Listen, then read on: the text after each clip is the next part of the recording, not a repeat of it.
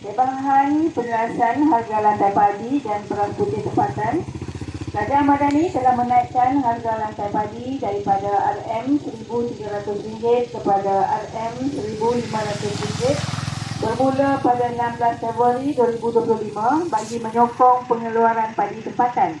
Kerajaan turut menyalurkan subsidi berjumlah RM150 juta selama 6 bulan bagi mengekalkan harga beras putih tempatan pada RM2.60 per kilogram. Inisiatif yang dilaksanakan ini bagi membela nasib pesawah, khususnya menstabilkan harga beras putih tempatan untuk pengguna serta menjamin bekalan beras putih tempatan di pasaran. Kerajaan Madani akan terus komited memastikan kebajikan rakyat sentiasa diberi keutamaan. Sekian, terima kasih hebahan oleh Pejabat Penerangan Daerah Bandar Baru. Naratif yang bertajuk Dividen KWSP 2024 dan prestasi pelaburan.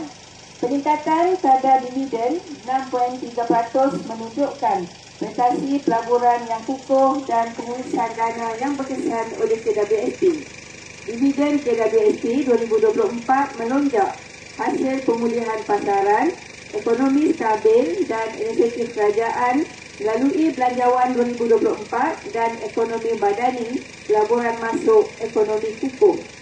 Strategi pelaburan KWSP yang pelbagai dan berhemah memastikan pertumbuhan, ulangan optimum dan jaminan keuangan ahli.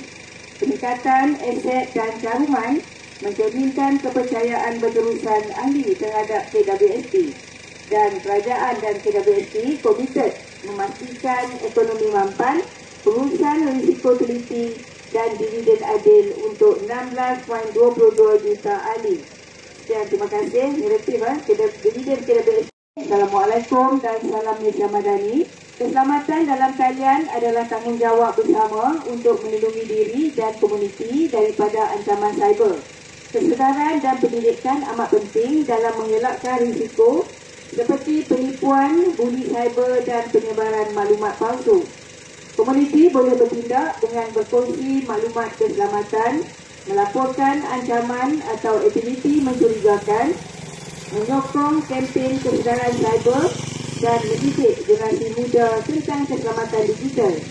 Segera laporkan sebarang kejadian berkaitan keselamatan cyber kepada pihak berkuasa seperti Suruhanjaya Komunikasi dan Multimedia Malaysia (SKMM) atau hubungi talian hotline 997 Pusat Respons Scam Kebangsaan. Marilah kita bersama-sama membina persekitaran digital yang selamat dan positif. Sekian, terima kasih. Lebahan disampaikan oleh Pejabat Penerangan Daerah Bandar ASEAN 2025.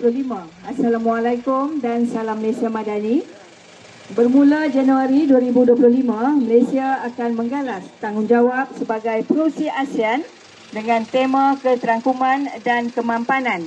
Malaysia khususnya melalui Kerajaan Madani komited dan bersedia untuk memainkan peranan penting sebagai pengerusi ASEAN 2025 dan bakal memperoleh beberapa kelebihan seperti memperkukuhkan hubungan antarabangsa dan membuka peluang ekonomi. Rakyat juga akan mendapat limpahan ekonomi, antaranya bakal mencipta peluang pekerjaan di kawasan bandar dan luar bandar yang akan mengurangkan kadar pengangguran. Sekian, terima kasih. Hebahan disampaikan oleh Pejabat Penerangan Daerah Bandar Baru.